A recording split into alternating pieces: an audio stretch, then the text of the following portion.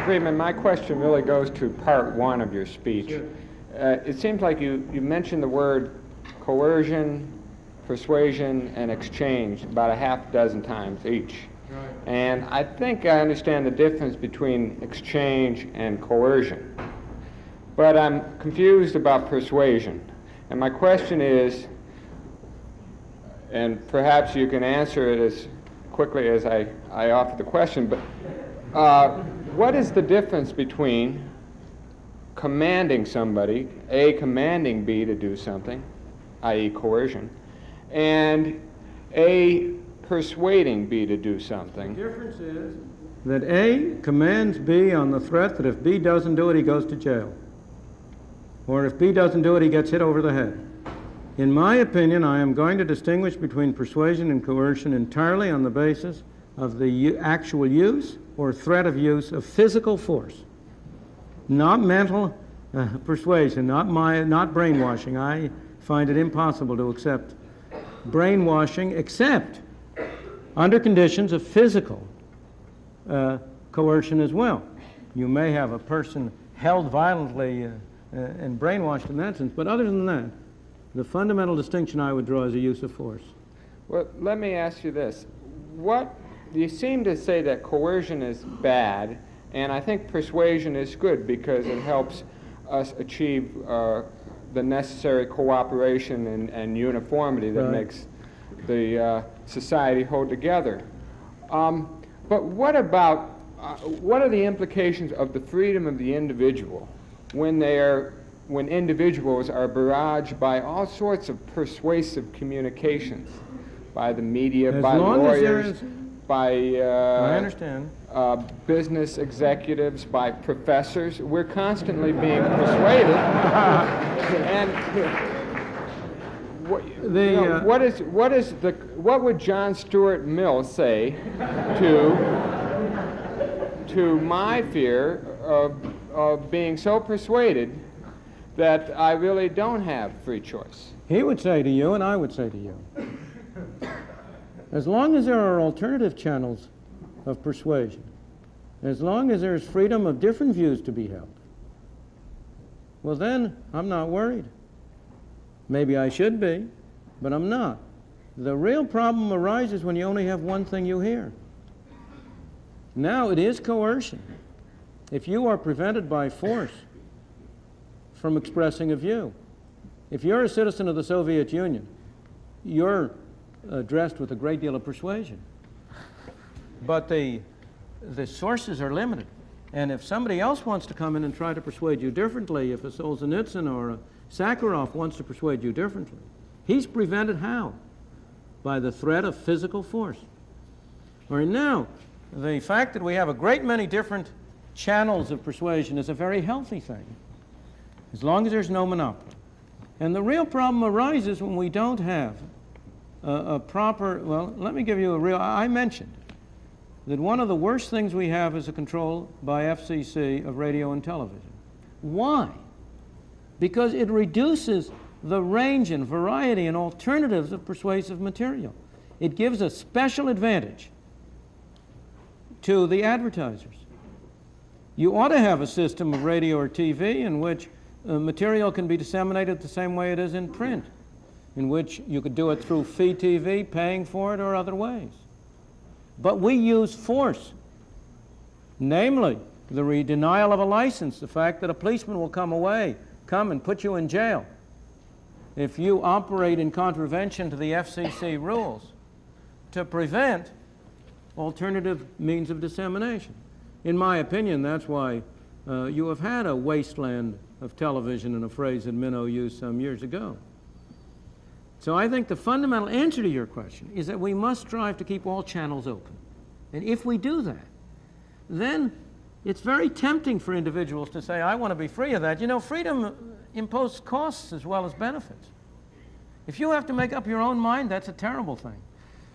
Most people would much prefer to have their mind made up for them. But if we're going to maintain a free society, each of us have to undertake the task of making up our own mind. Thank you. In reference to talking about government's role in a free society, you mentioned some of the market failures, and I think that you may have just passed over one that is utmost importance, and that is of poverty. And in prefacing my question, I'd like to refer to what President Kennedy said, that if a free society cannot help the many who are poor, it cannot save the few who are rich. And to say that, well, we are a government of the people, and when there is a large sector of the people who are hurting, perhaps it is the responsibility of this government of the people to help out. Well, my question is regarding how free are the poor, how free are the unemployed, and how free are those people who are disadvantaged? Right. And so in reference to that, right, what is government's role? Sure. First of all,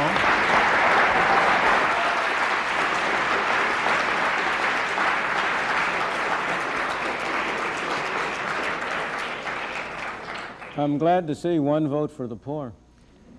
First of all, the government doesn't have any responsibility. People have responsibility. This building doesn't have responsibility. You and I have responsibility. People have responsibility. Second, the question is, how can we as people exercise our responsibility toward our fellow man most effectively? That's the problem. So far as poverty is concerned, there has never in history been a more effective machine for eliminating poverty than the free enterprise system and the free market. The period in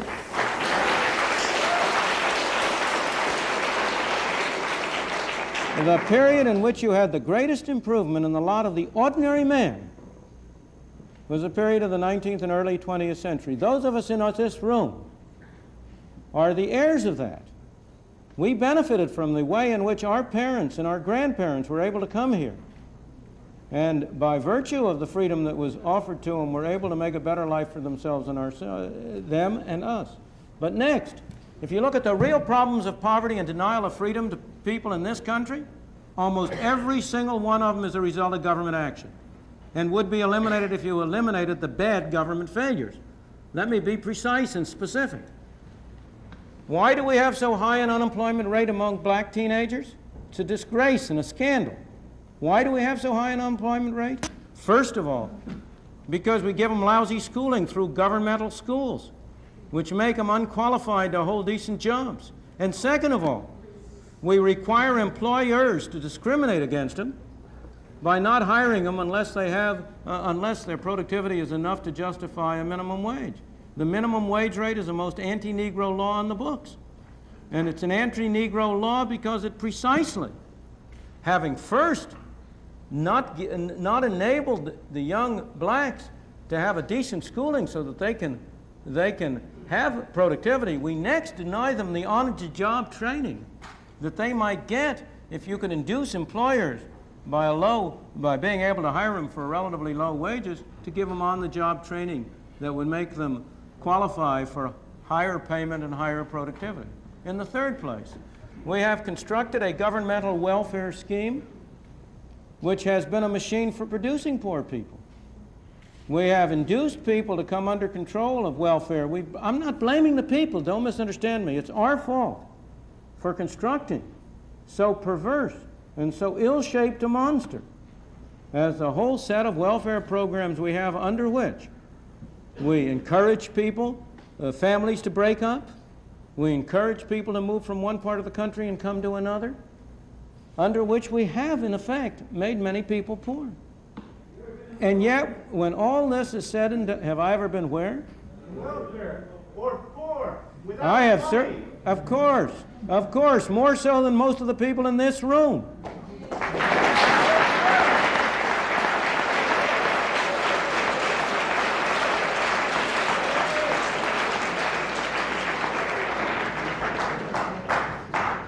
How many of you have worked a 12-hour day and gotten paid 78 cents? But let me go back to but you know that's all irrelevant. Is there one of you who is going to say that you don't want a doctor to treat you for cancer unless he himself has had cancer?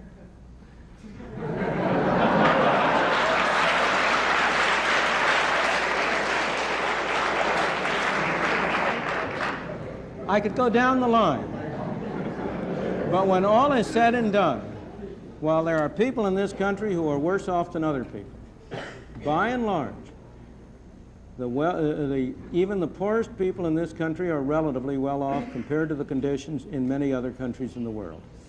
What we take as our standard of poverty,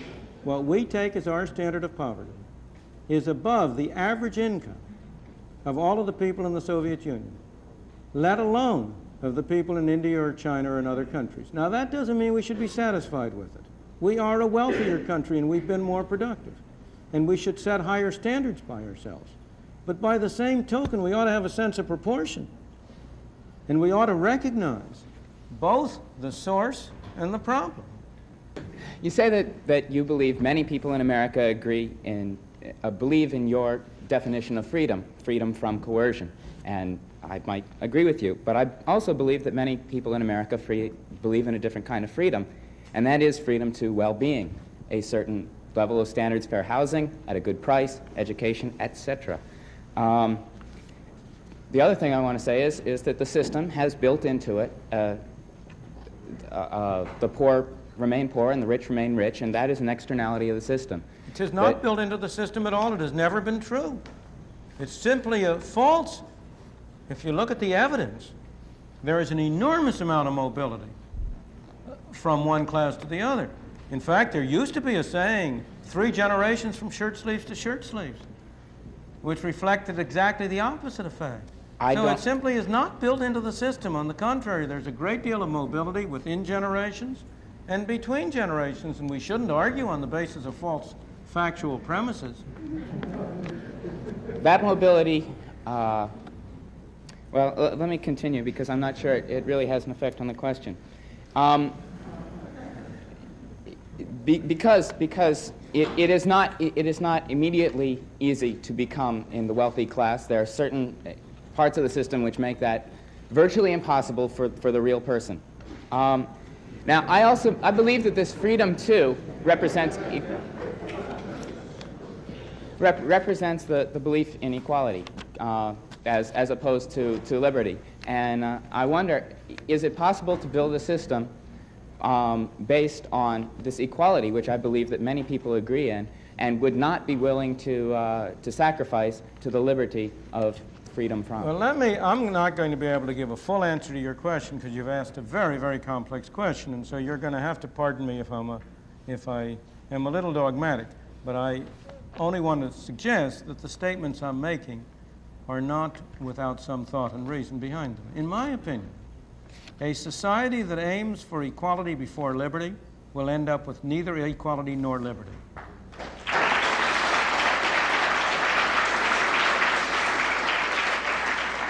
And a society that aims first for liberty will not end up with equality, but it will end up with a closer approach to equality than any other kind of system that has ever been developed. Now, that conclusion is based both on evidence from history, across history, and also, I believe, on reasoning which, if you try to follow through the implications of aiming first at equality, will become clear to you. You can only aim at equality by giving some people the right to take things from others. And what ultimately happens when you aim at equality is that A and B decide what C shall do for D. Except that they take a little bit of a commission off on the way.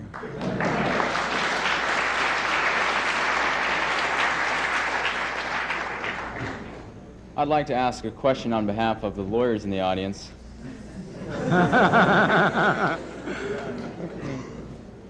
You talked tonight a lot about freedom, and it seemed to me that one of the types of freedom that was implicit in your talk was the freedom for an individual not to act, as well as the freedom for an individual to act.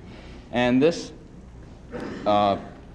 in light of your discussion of externalities and market failure, reminded me of a problem in law that's called the non-feasance-misfeasance distinction.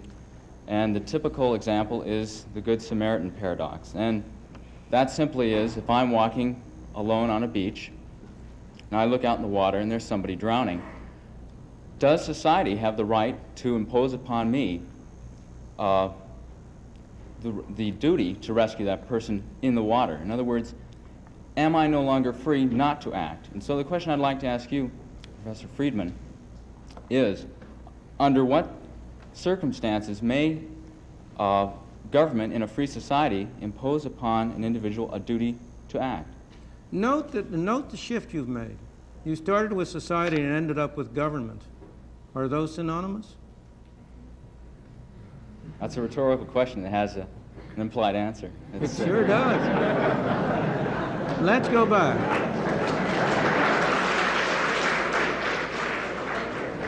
Let's go back, because what you're really asking is a very fundamental question, and we can leave aside the legal aspects of it. The real question is, what's the case for believing in freedom? In particular, is a man free to sin? Because this is what you're really saying. If I see you about to sin, am I free to let you sin? If I know that you're sinning, the answer is no. The justification for freedom is that we don't know. That who are we to judge for our fellow man? Humility, the belief that after all I can try to persuade you but I can't force you, must ultimately rest on a recognition of the limitations of our knowledge. We don't say that there isn't such a thing as sin. All we say is we can't be sure we're right when we think it. Now you see this man walking on the beach. How can anybody force him to go out and rescue that fellow? And is it right to force him? You know, that's a problem that it's not easy to face. What we want to do, we want freedom, in my opinion. First, because we cannot know. We can never be sure we're right. And therefore, we have no right to force our views on other people. And second, because the thing that's really important is the individual's own values and his own beliefs. If you're not free to sin, then neither are you free to be virtuous. Virtue is a meaningless concept unless an individual has a free will to choose between one act and another. You and I might think very, very well of that individual if he jumped in and tried to rescue the man sinking. And we will impose that value on him through the social process whereby we construct values and transmit them to one another. A good society will certainly be one in which people in that position will be strongly inclined to move out and try to rescue the man there. But that's a very different question from saying that if the society is bad, we can make it good by using force to drive him out there to bring the other man in. I'm not sure that's an answer to your legal question, but it's an answer, I think, to the moral question. Thank you. Thank you. Let's go to the next one.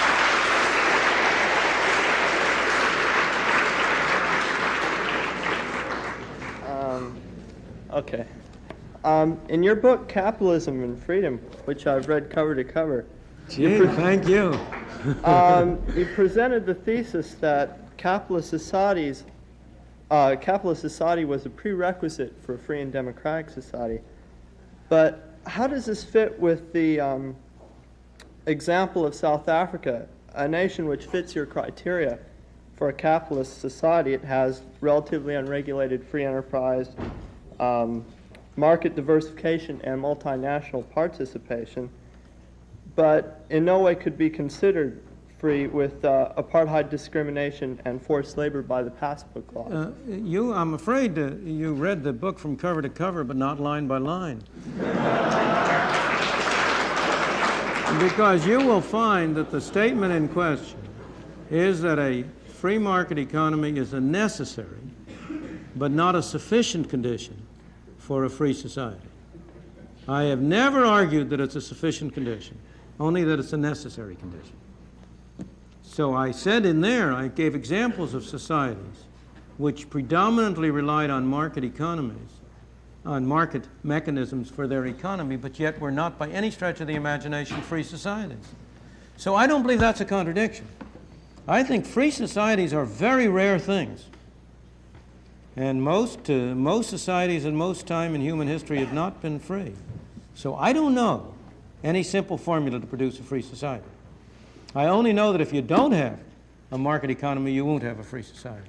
I'd like to follow up. How do you see the role of the multinational in a system like South Africa? Well, I believe we have to separate issues. I believe that on the whole, the blacks in South Africa have benefited greatly from the multinationals in South Africa so far as their economic condition is concerned. You know, I want to say something to you people. This is Stanford, and I want to tell you something that it seems to me about the multinationals in South Africa. I think you missed a great opportunity here in this university. A while ago, as I understand it, there was a commission here that was investigating the question of the cost to Stanford and endowment income if it were required to restrict its investment to enterprises that had no connection with South Africa. Is that right? Wasn't there such a group that investigated it? And as I understand it, they came out with a conclusion that it would cost something like, I think it was $300 or $400 per student per year. And then they made the wrong choice. What they should have done is they should have said to the students, any students who want to pay $300 or $400 more a year, we will segregate that part of the portfolio and invest it in this way, not going into South Africa. And of course, they should have offered the same opportunity to the faculty. Because the problem is it's too cheap to get your gratifications at somebody else's expense. You pay for them. See, the real, if I may again digress, I think one of the real objections people have to the market system, the real reason why the market has a bad press and there's an anti-market mentality, is because a market makes people pay for what they get. It makes people responsible.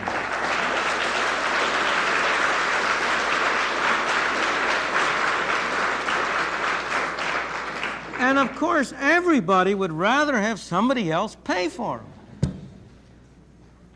So if you go to this case, I remember when I was in South Africa, I've been there, I'm surprised I haven't been picketed on that account. I spent a day with the leader of the Zulu tribe, a very intelligent, thoughtful, far-sighted black man who was there, Gacha Buthelezi. An extraordinarily impressive person, and I have seldom spent a day that I learned more from. If you asked him that question, there's no doubt what he would say.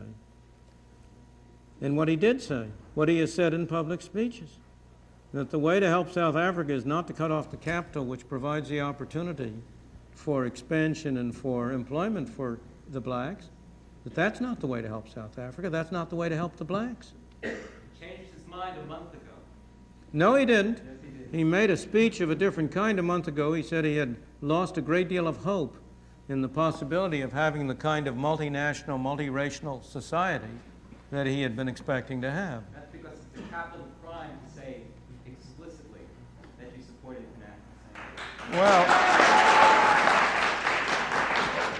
I don't believe, as I say, the speeches that he gave some earlier time are available on the record for you to read and to look at.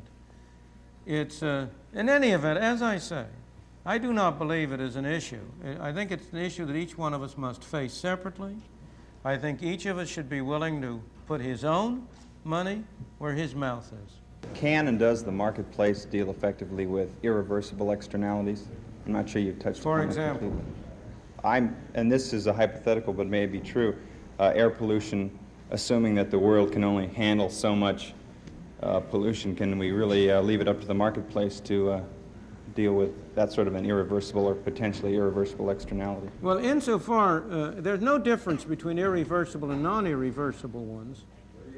If it's, if the benefits can be identified, if you can make it subject to the market, if you can make the costs be borne by those people who are involved and responsible for it, well then, they will have every incentive to take account of the future effects. It's the argument of whether the fact that you have, let's say, finite resources somehow or other prevents the market from providing for the future.